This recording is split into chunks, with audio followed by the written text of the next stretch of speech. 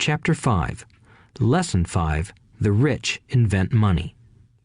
Often in the real world, it's not the smart who get ahead, but the bold.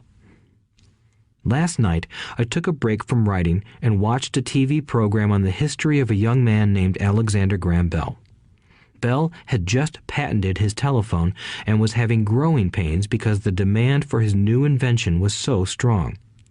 Needing a bigger company, he then went to the giant at that time, Western Union, and asked them if they would buy his patent and his tiny company. He wanted $100,000 for the whole package. The president of Western Union scoffed at him and turned him down, saying the price was ridiculous. The rest is history. A multi-billion-dollar industry emerged, and AT&T was born. The evening news came on right after the story of Alexander Graham Bell. On the news was a story of another downsizing at a local company. The workers were angry and complained that the company ownership was unfair. A terminated manager of about 45 years of age had his wife and 2 babies at the plant and was begging the guards to let him talk to the owners to ask if they would reconsider his termination. He had just bought a house and was afraid of losing it. The camera focused in on his pleading for all the world to see. Needless to say, it held my attention. I have been teaching professionally since 1984. It has been a great experience and a rewarding one. It is also a disturbing profession, for I have taught thousands of individuals, and I see one thing in common in all of us, myself included. We all have tremendous potential, and we all are blessed with gifts. Yet the one thing that holds all of us back is some degree of self-doubt. It is not so much the lack of technical information that holds us back, but more the lack of self-confidence. Some are more affected than others. Once we leave school, most of us know that it is not so much a matter of college degrees or good grades that count. In the real world, outside of academics, something more than just grades is required. I have heard it called many things: guts, chutzpah, balls, audacity, bravado, cunning, daring, tenacity, and brilliance. This factor, whatever it is labeled, ultimately decides one's future much more than school grades do. Inside each of us is one of these brave, brilliant, and daring characters. There is also the flip side of that character, people who could get down on their knees and beg if necessary. After a year in Vietnam as a Marine Corps pilot, I got to know both of those characters inside of me intimately. One is not better than the other. Yet, as a teacher, I recognized that it was excessive fear and self-doubt that were the greatest detractors of personal genius. It broke my heart to see students know the answers, yet lack the courage to act on the answer. Often in the real world, it's not the smart who get ahead, but the bold. In my personal experience, your financial genius requires both technical knowledge as well as courage. If fear is too strong, the genius is suppressed. In my classes, I strongly urge students to learn to take risks, to be bold, and to let their genius convert that fear into power and brilliance. It works for some and just terrifies others. I have come to realize that for most people, when it comes to the subject of money, they would rather play it safe. I have had to field questions such as, why take risks? Why should I bother developing my financial IQ? Why should I become financially literate? And I answer, just to have more options. There are huge changes up ahead. In the coming years, there will be more people just like the young inventor Alexander Graham Bell. There will be 100 people like Bill Gates and hugely successful companies like Microsoft created every year all over the world. And there will also be many more bankruptcies, layoffs, and downsizings. So why bother developing your financial IQ? No one can answer that but you. Yet I can tell you why I myself do it. I do it because it is the most exciting time to be alive. I'd rather be welcoming change than dreading change. I'd rather be excited about making millions than worrying about not getting a raise. This period we are in now is a most exciting time, unprecedented in our world's history. Generations from now, people will look back at this period of time and remark at what an exciting era it must have been. It was the death of the old and birth of the new. It was full of turmoil, and it was exciting. So why bother developing your financial IQ? Because if you do, you will prosper greatly. And if you don't, this period of time will be a frightening one. It will be a time of watching some people move boldly forward while others cling to worn-out life preservers. Land was wealth 300 years ago, so the person who owned the land owned the wealth. Later, wealth was in factories and production, and America rose to dominance. The industrialist owned the wealth. Today, wealth is in information, and the person who has the most timely information owns the wealth.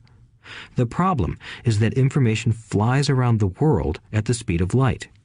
The new wealth cannot be contained by boundaries and borders as land and factories were. The changes will be faster and more dramatic. There will be a dramatic increase in the number of new multimillionaires. There also will be those who are left behind.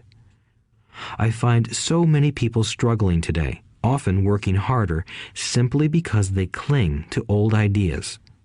They want things to be the way they were, and they resist change. I know people who are losing their jobs or their houses, and they blame technology or the economy or their boss. Sadly, they fail to realize that they might be the problem. Old ideas are their biggest liability.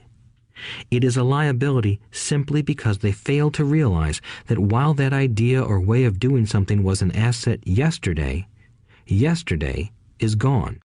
One afternoon, I was teaching how to invest using a board game I had invented, Cash Flow, as a teaching tool. A friend had brought someone along to attend the class.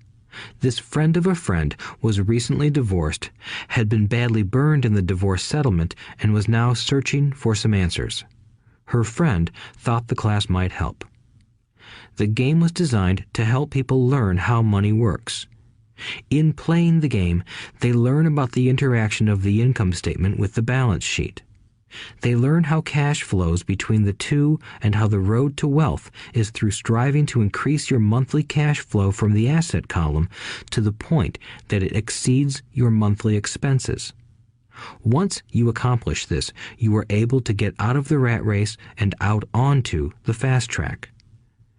As I have said, some people hate the game, some love it, and others miss the point. This woman missed a valuable opportunity to learn something. In the opening round, she drew a doodad card with the boat on it. At first, she was happy. "Oh, I've got a boat." Then, as her friend tried to explain how the numbers worked on her income statement and balance sheet, she got frustrated because she had never liked math. The rest of her table waited while her friend continued explaining the relationship between the income statement, balance sheet, and monthly cash flow. Suddenly, when she realized how the numbers worked, it dawned on her that her boat was eating her alive. Later on in the game, she was also downsized and had a child. It was a horrible game for her. After the class, her friend came by and told me that she was upset. She had come to the class to learn about investing and did not like the idea that it took so long to play a silly game. Her friend attempted to tell her to look within herself to see if the game reflected her in any way. With that suggestion, the woman demanded her money back. She said that the very idea that a game could be a reflection of her was ridiculous. Her money was promptly refunded, and she left. Since 1984, I have made millions simply by doing what the school system does not do. In school, most teachers lecture. I hated lectures as a student. I was soon bored, and my mind would drift. In 1984, I began teaching via games and simulations, and I still rely on these tools today. I always encourage adult students to look at games as reflecting back to them what they know and what they need to learn. Most importantly, games reflect behavior. They are instant feedback systems. Instead of the teacher lecturing you, the game is giving you a personalized lecture, one that is custom-made just for you. The friend of the woman who left later called to give me an update. She said her friend was fine and had calmed down. In her cooling-off period, she could see some slight relationship between the game and her life. Although she and her husband did not own a boat, they did own everything else imaginable. She was angry after their divorce, both because he had run off with a younger woman and because, after 20 years of marriage, they had accumulated little in the way of assets. There was virtually nothing for them to split. Their 20 years of married life had been incredible fun, but all they had accumulated was a ton of doodads. She realized that her anger at doing the numbers, the income statement and balance sheet, came from her embarrassment about not understanding them. She believed that finances were the man's job. She maintained the house and did the entertaining, and he handled the finances. She was now quite certain that in the last 5 years of their marriage, he had hidden money from her. She was angry at herself for not being more aware of where the money was going, as well as for not knowing about the other woman. Just like a board game, the world is always providing us with instant feedback. We could learn a lot if we tuned in more. One day, not long ago, I complained to my wife that the cleaners must have shrunk my pants. My wife gently smiled and poked me in the stomach to inform me that the pants had not shrunk. Something else had expanded. Me. The cash flow game was designed to give every player personal feedback.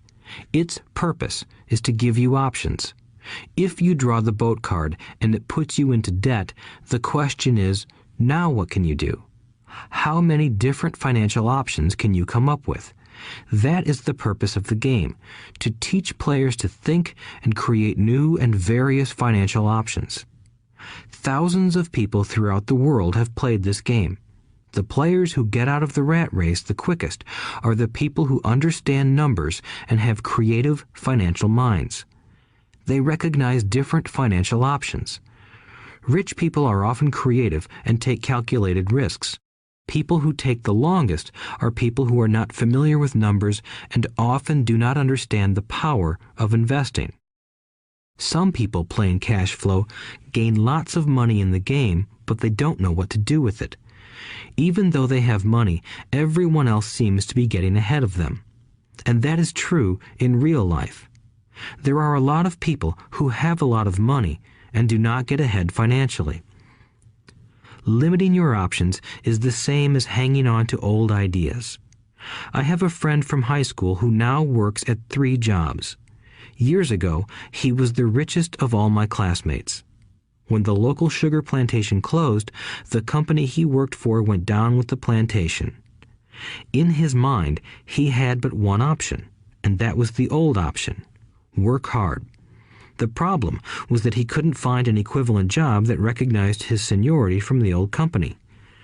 As a result, he is overqualified for the jobs he currently has, so his salary is lower.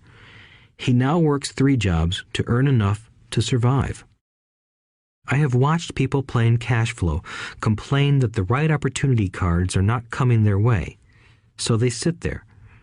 I know people who do that in real life. They wait for the right opportunity. I have watched people get the right opportunity card and then not have enough money. Then they complain that they would have gotten out of the rat race if they had had more money. So they sit there. I know people in real life who do that also. They see all the great deals, but they have no money. And I have seen people pull a great opportunity card, read it out loud, and have no idea that it is a great opportunity. They have the money, the time is right, they have the card, but they can't see the opportunity staring them in the face. They fail to see how it fits into their financial plan for escaping the rat race. And I know more people like that than all the others combined. Most people have an opportunity of a lifetime flash right in front of them, and they fail to see it.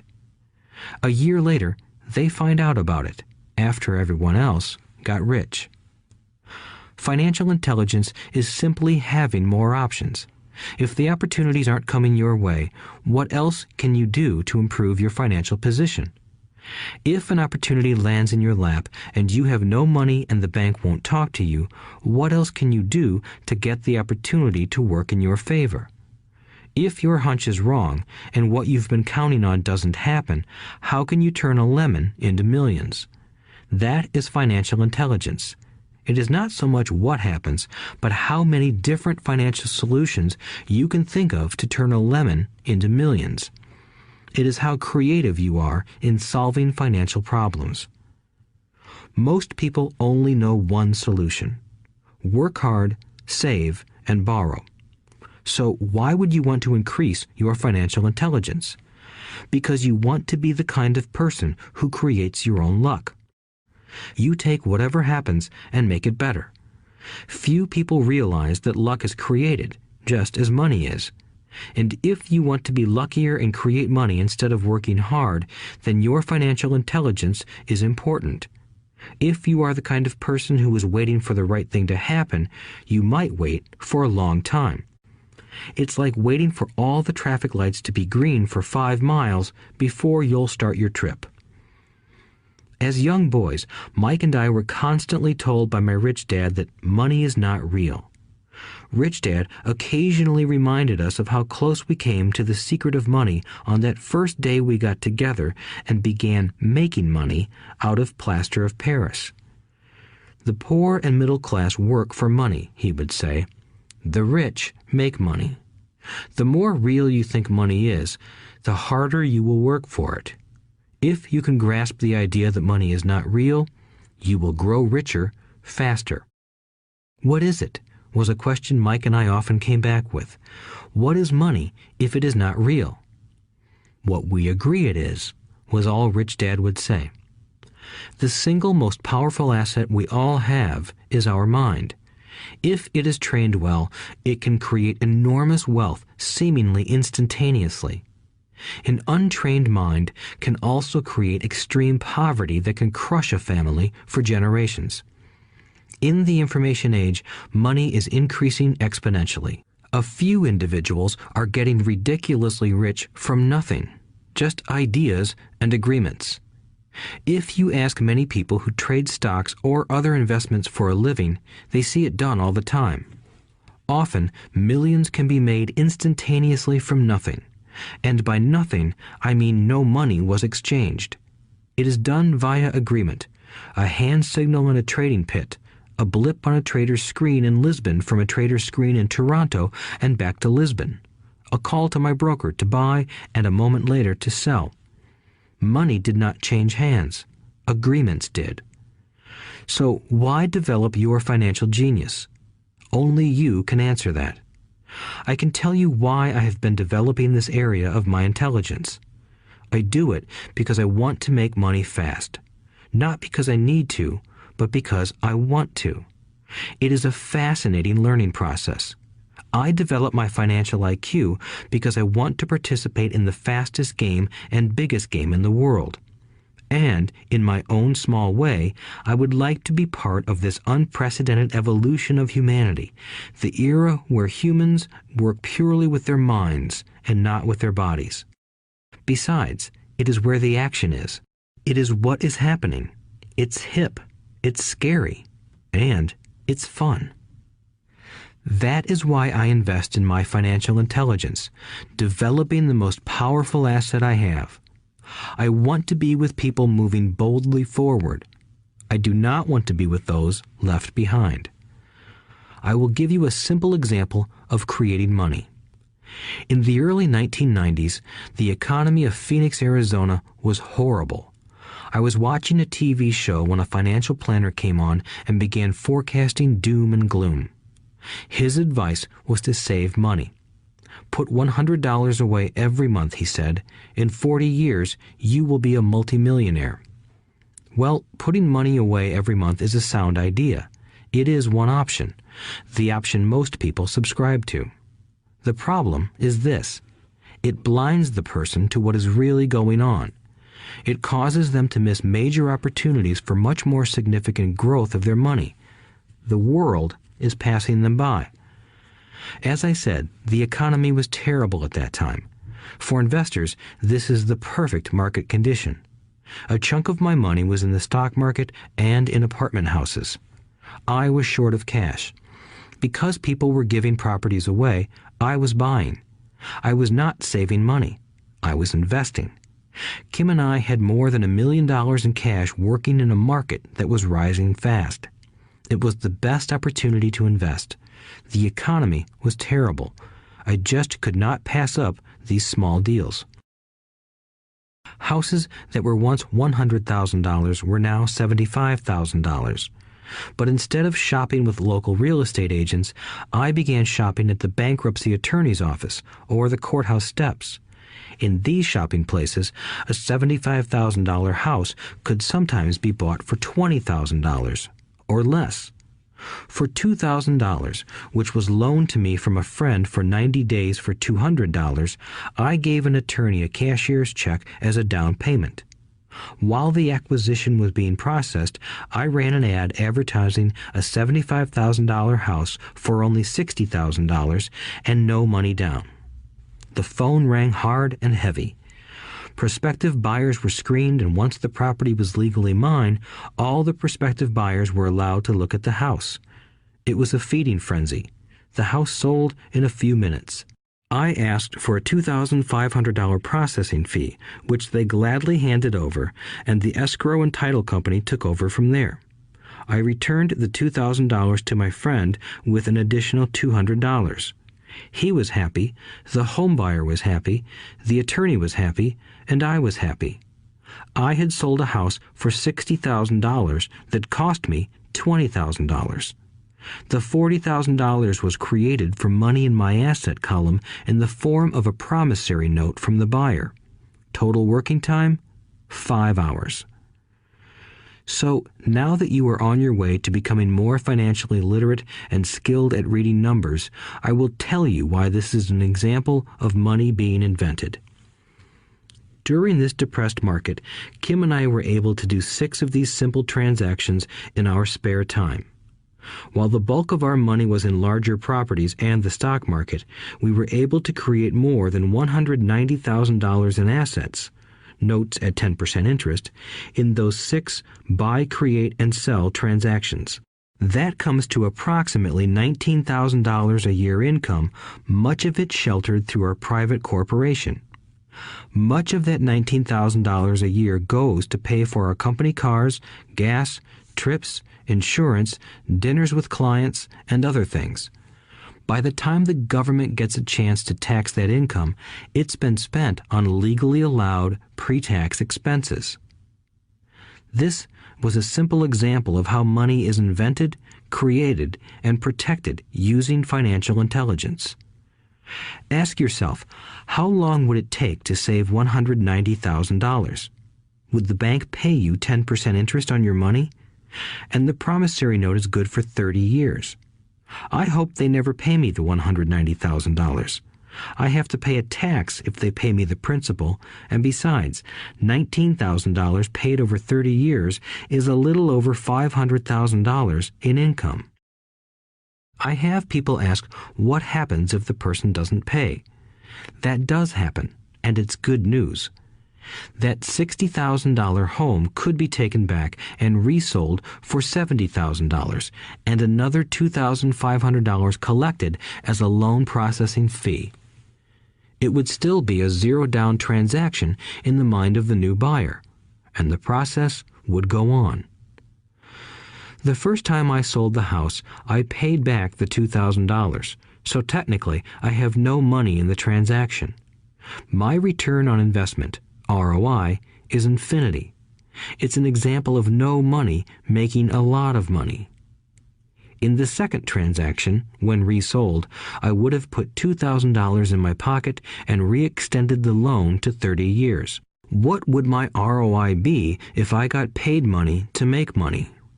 I do not know, but it sure beats saving $100 a month, which actually starts out as $150 because it's after-tax income for 40 years earning low interest. And again, you're taxed on the interest. That is not too intelligent. It may be safe, but it's not smart. A few years later, as the Phoenix real estate market strengthened, those houses we sold for $60,000 became worth $110,000. Foreclosure opportunities were still available, but became rare.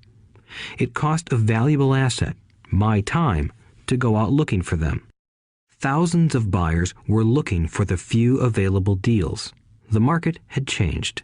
It was time to move on and look for other opportunities to put in the asset column. You cannot do that here. That is against the law. You're lying. I hear those comments much more often than, "Can you show me how to do that?" The math is simple. You do not need algebra or calculus, and the escrow company handles the legal transaction and the servicing of the payments. I have no roofs to fix or toilets to unplug because the owners do that. It's their house. Occasionally, someone does not pay, and that is wonderful because there are late fees, or they move out and the property is sold again. The court system handles that. And it may not work in your area. The market conditions may be different, but the example illustrates how a simple financial process can create hundreds of thousands of dollars with little money and low risk. It is an example of money being only an agreement. Anyone with a high school education can do it. Yet most people won't. Most people listen to the standard advice of work hard and save money.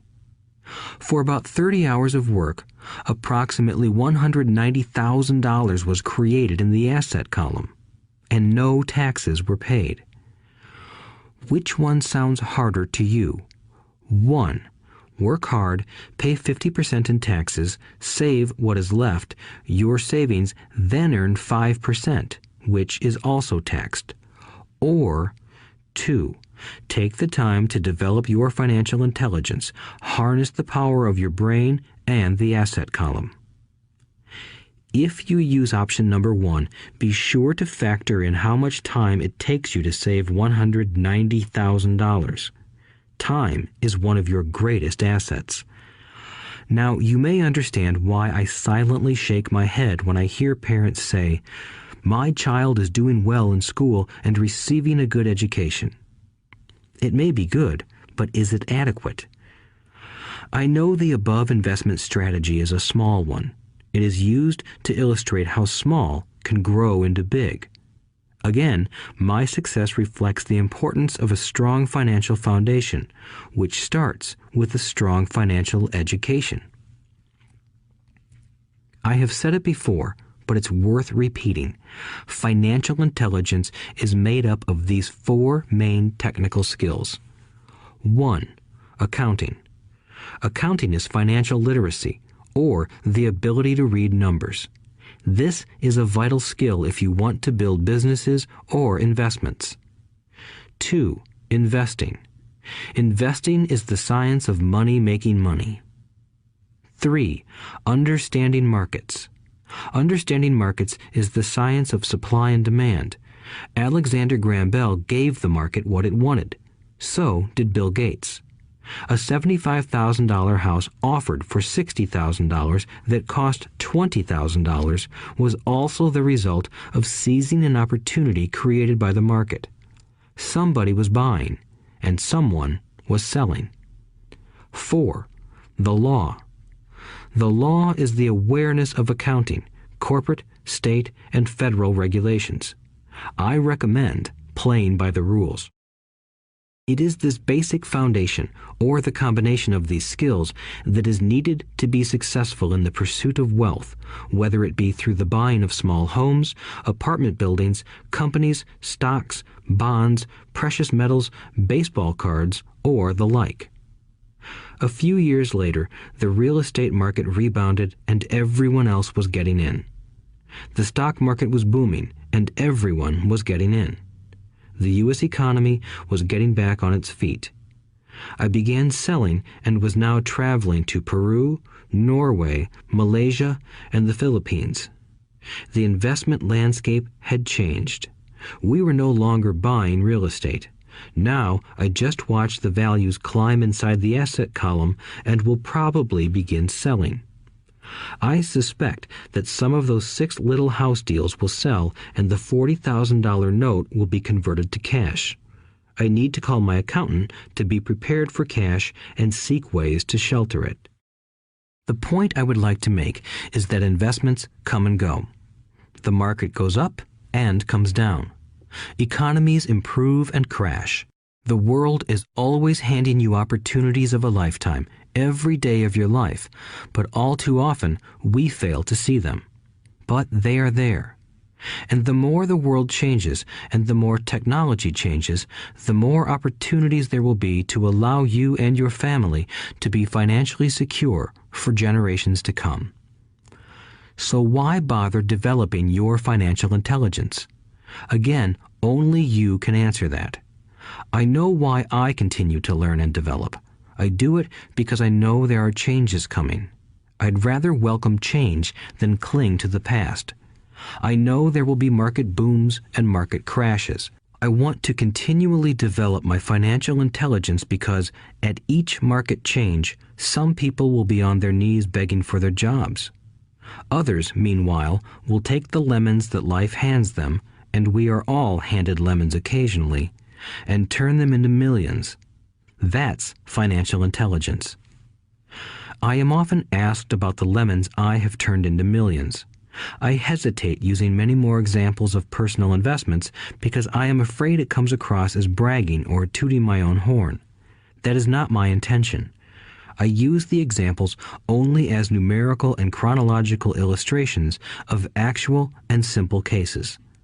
I use the examples because I want you to know that it is easy. And the more familiar you become with the 4 pillars of financial intelligence, the easier it becomes. Personally, I use 2 main vehicles to achieve financial growth: real estate and small cap stocks. I use real estate as my foundation. Day in and day out, my properties provide cash flow and occasional spurts of growth and value. The small cap stocks are used for fast growth. I do not recommend anything that I do. The examples are just that, examples.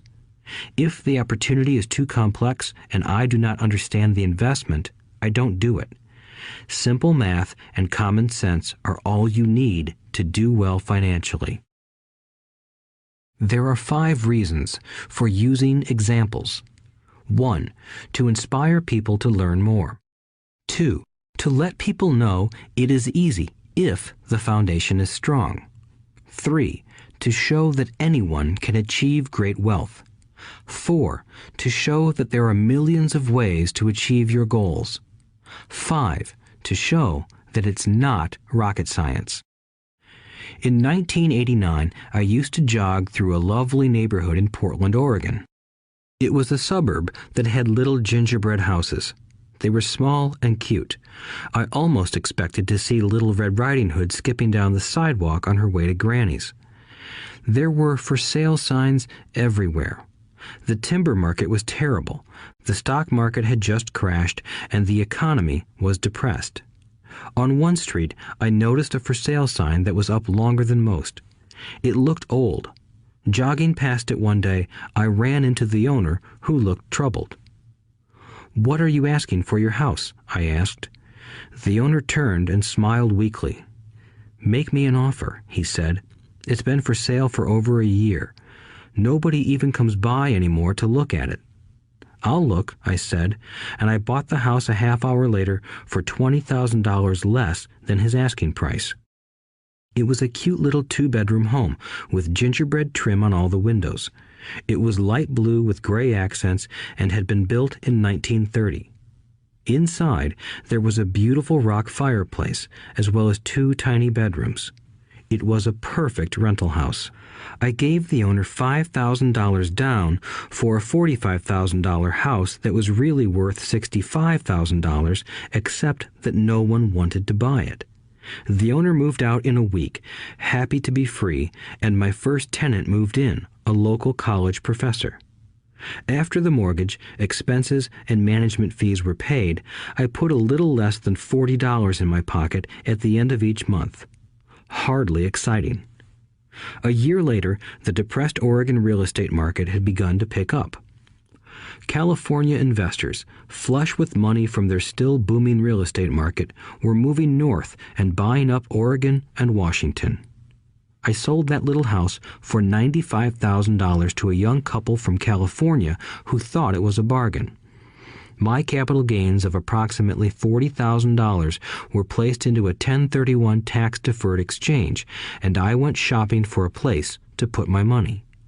In about a month, I found a 12-unit apartment house right next to the Intel plant in Beaverton, Oregon.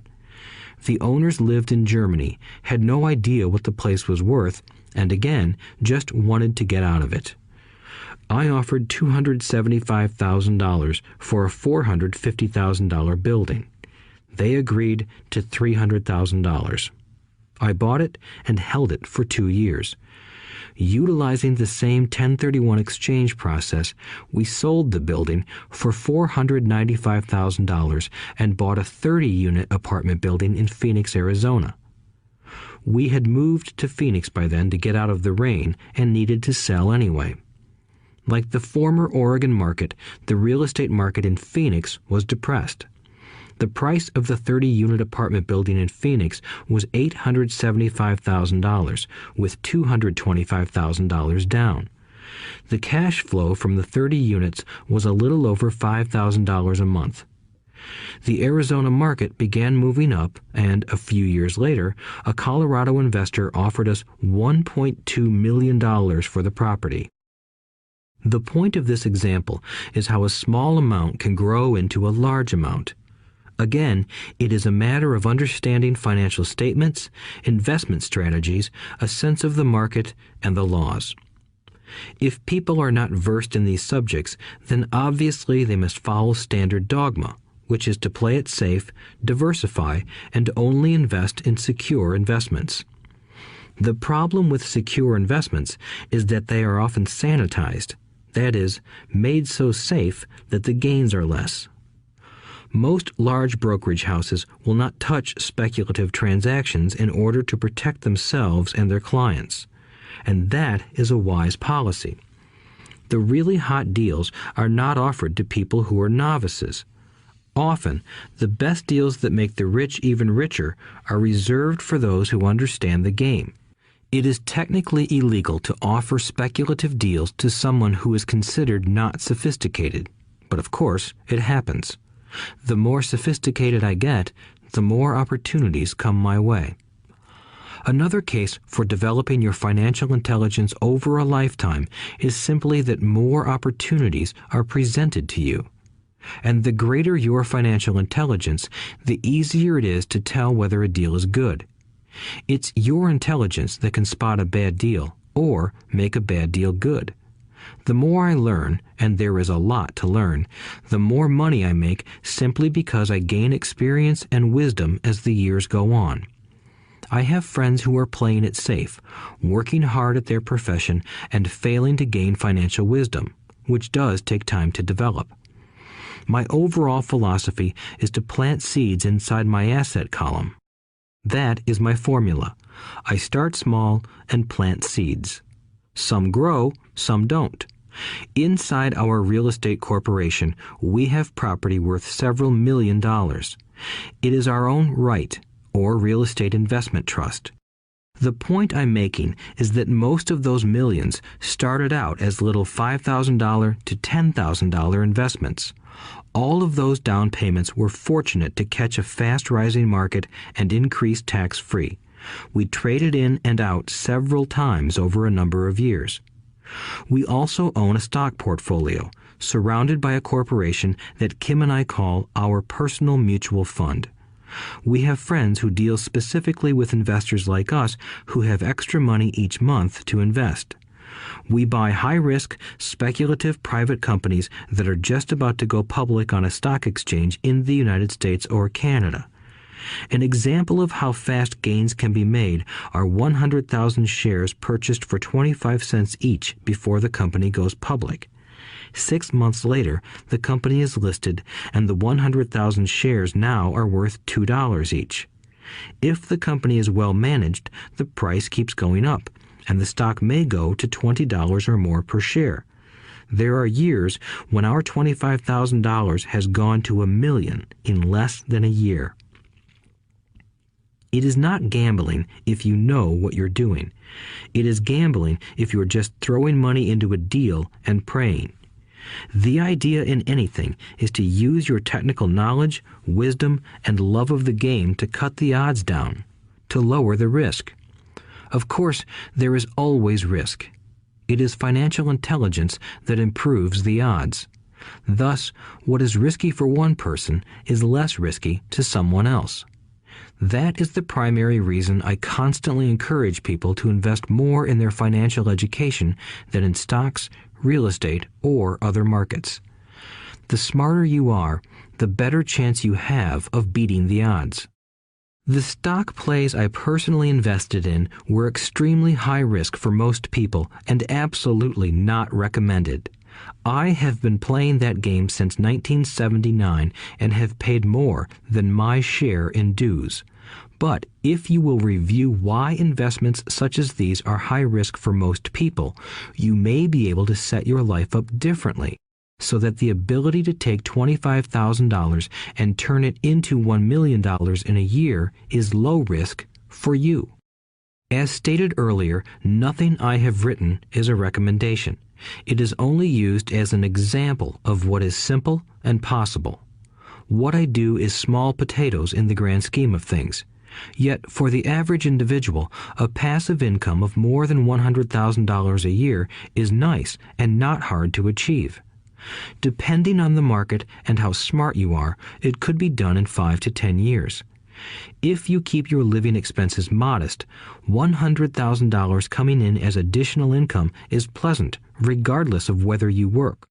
You can work if you like, or take time off if you choose, and use the government tax system in your favor rather than against you. My personal basis is real estate. I love real estate because it's stable and slow-moving. I keep the base solid. The cash flow is fairly steady and, if properly managed, has a good chance of increasing in value. The beauty of a solid base of real estate is that it allows me to take greater risks, as I do with speculative stocks. If I make great profits in the stock market, I pay my capital gains tax on the gain and then reinvest what's left in real estate, again further securing my asset foundation. A last word on real estate. I have traveled all over the world and taught investing. In every city, I hear people say you cannot buy real estate cheap. That is not my experience. Even in New York or Tokyo, or just on the outskirts of the city, prime bargains are overlooked by most people. In Singapore, with their high real estate prices, there are still bargains to be found within a short driving distance. So whenever I hear someone say, "You can't do that here," pointing at me, I remind them that maybe the real statement is, "I don't know how to do that here, yet." Great opportunities are not seen with your eyes. They are seen with your mind. Most people never get wealthy simply because they are not trained financially to recognize opportunities right in front of them. I am often asked, "How do I start?" In the final chapter of this audiobook, I offer 10 steps that I followed on the road to my financial freedom.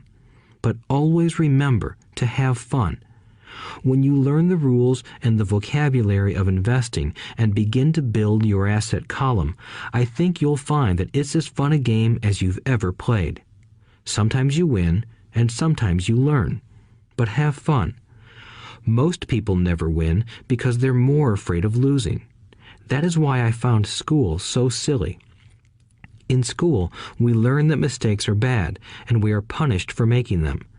Yet if you look at the way humans are designed to learn, we learn by making mistakes. We learn to walk by falling down. If we never fell down, we would never walk. The same is true for learning to ride a bike. I still have scars on my knees, but today I can ride a bike without thinking. The same is true for getting rich. Unfortunately, the main reason most people are not rich is because they are terrified of losing. Winners are not afraid of losing, but losers are. Failure is part of the process of success. People who avoid failure also avoid success. I look at money much like my game of tennis. I play hard, make mistakes, correct, make more mistakes, correct, and I get better. If I lose the game, I reach across the net, shake my opponent's hand, smile, and say, "See you next Saturday." There are two kinds of investors. One, the first and most common type is a person who buys a packaged investment. They call a retail outlet, such as a real estate company, a stockbroker, or a financial planner, and they buy something. It could be a mutual fund, a right, a stock, or bond. It is a clean and simple way of investing. An analogy would be a shopper who goes to a computer store and buys a computer right off the shelf. 2. The second type is an investor who creates investments. This investor usually assembles a deal in the same way a person who buys components builds a computer.